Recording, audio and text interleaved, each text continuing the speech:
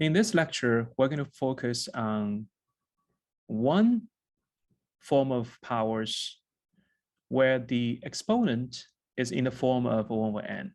So we're looking at numbers like 1x to the power 1 over n. And here 1 over n can be 1 over 2, 1 over 3, so on, where n basically is a positive integer. X to the power 1 over n, as defined in the last lecture, we know this is the number.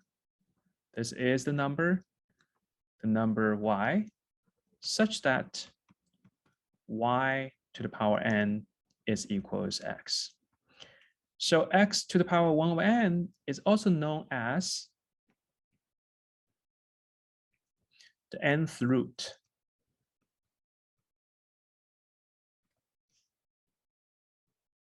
of x. And these are known as the radical numbers. And there's actually a special way of writing it. X to the power 1 over n also can be written as in this form. You put an n there and put an x. So this try to signify this number is the nth root of x. In this lecture, we're going to look at how we simplify those numbers.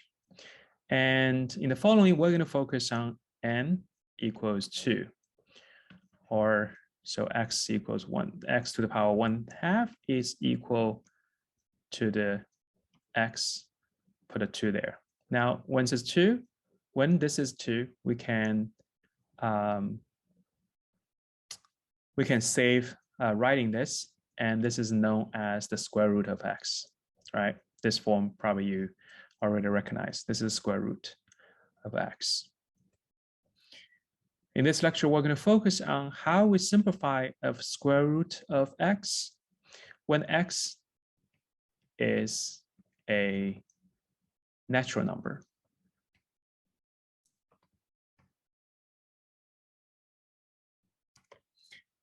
First, there are two things I want to bring to your attention.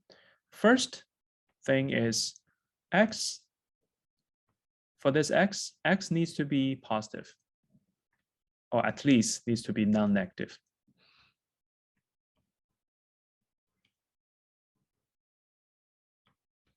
Mathematically, that means x needs to be bigger than or equal to 0. Why is that? As we know, square root of x is a number such that, let's call this square root of x equals y, then y squared is going to equal x, right? But any square number is going to be non-negative, so x needs to be negative. So numbers like square root of -3 does not really make sense, at least when we're talking about real numbers. In the future, when we introduce imaginary numbers, this makes perfect sense. But for now, we're focused on our real numbers. We don't know anything about imaginary numbers. This does not make sense. We need x to be positive when the power is 1 over half, 1 over 2. Second, let's look at this square root of x. We know that square root of x is the number y, which means that y squared is going to equals x. But remember, for y squared equals x, y squared is a function that looks like this, right? It's symmetric. So for any number that equals x, there are actually two possibilities. There's the y squared equals x, and then the negative y squared is also going to equal x.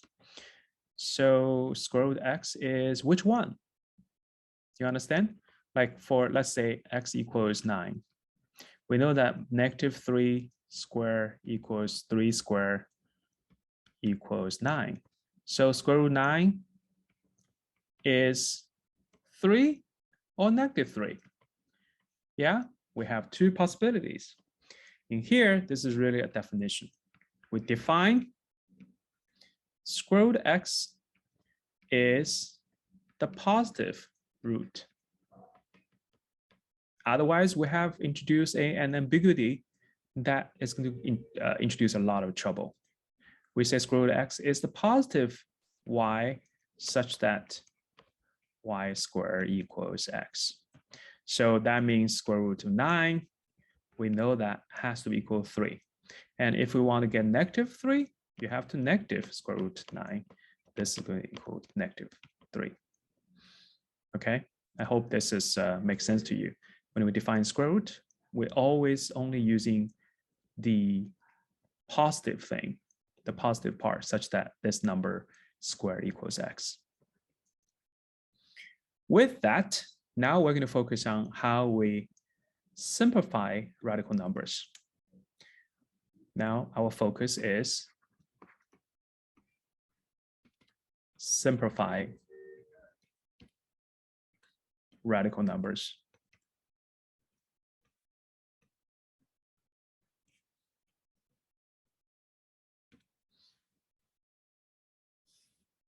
We're going to say that we only focus on square root of a number n being natural numbers or whole positive integers.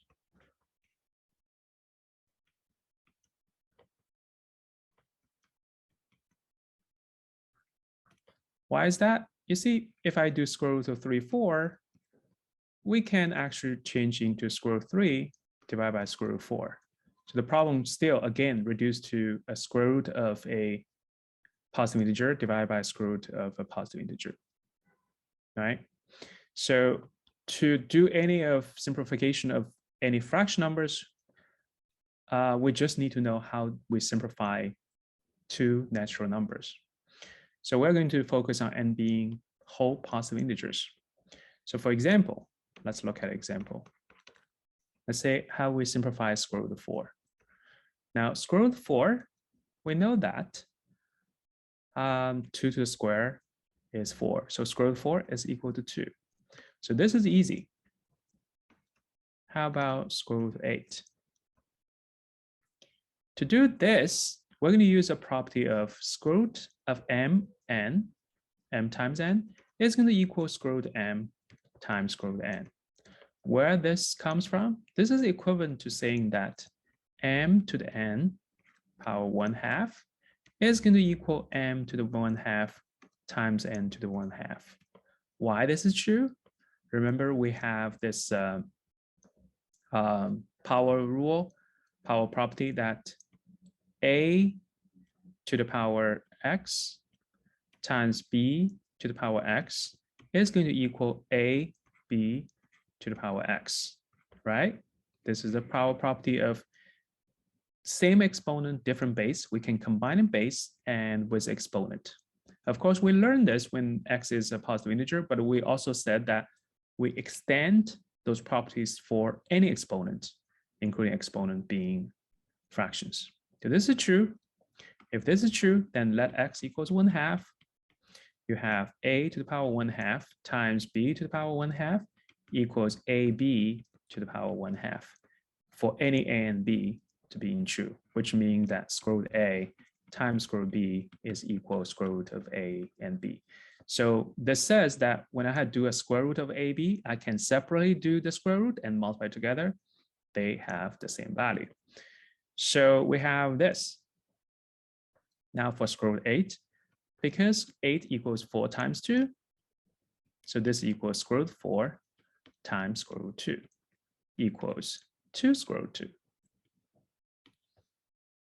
And can you simplify further of 2 square root 2? Can you simplify square root 2? The answer is no. For 2 square root 2, you cannot simplify further. And at this moment, you should think about when you can simplify, when you cannot simplify.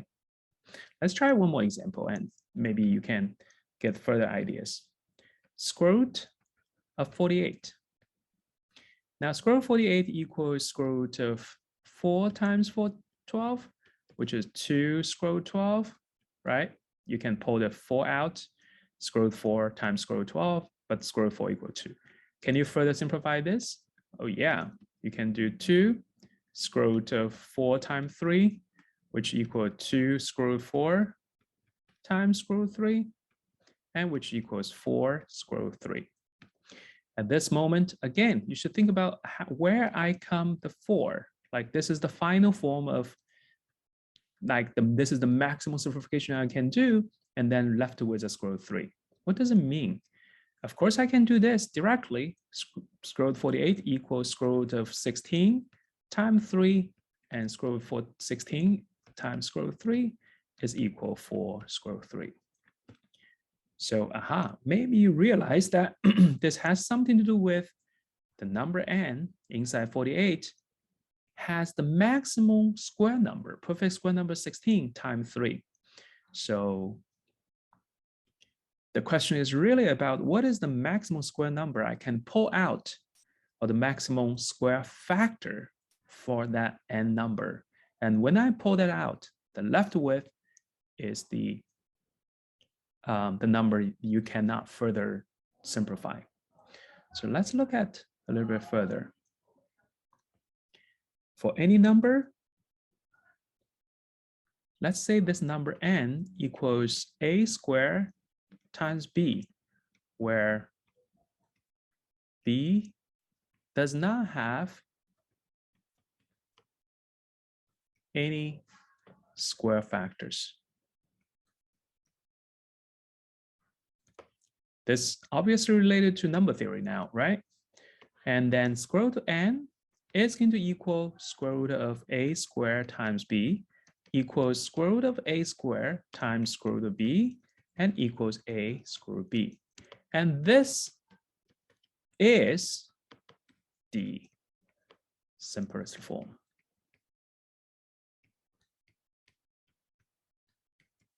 Okay, you cannot simplify further. So this n equals a squared b, this way is the way to simplify a radical number. And let's look at one more example, how we do this. Example, what is square root of, let's say 192. Now let's look at 192. This is almost doing like prime factorization, but we want to pull out factors such that it's a square factor. So let's see. Let's do prime factorization. 3 times 64. Oh, that's so easy, right? 3 times a square. So the maximum square number is a square and then times 3. So this equals a square times 3. And this is 8 square root 3. Okay, so the whole trick of simplify a radical number square root of n is write n as a square number times a square free number. This one does not have any square factors. This is called a square free number. And then square root of n is just equals a square root of b. And this is a way to simplify radical numbers.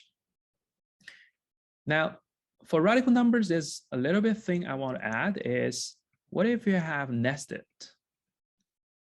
radical numbers? Let's say you have square root of 4 and square root of 8, and inside is square root of 4. This is really of knowing which order you're going to do the operation first. And almost intuitively, you're going to do the order from inside out. Unless you have parentheses. Without parentheses, you're going to do inside out for square root. And this is going to equal, I'm going to do this first. This will be 4 times 8 times square root of 4, which is a 2. And then this further equals square root of 4 and square root of 16. But for square root of 16, we can simplify. This will be a 4. So this will be square root of 4 times 4. And then this will be square root of 16, which is a 4. Okay, to summarize, in this lecture, we learned mainly how to simplify a radical number. That's all for this lecture.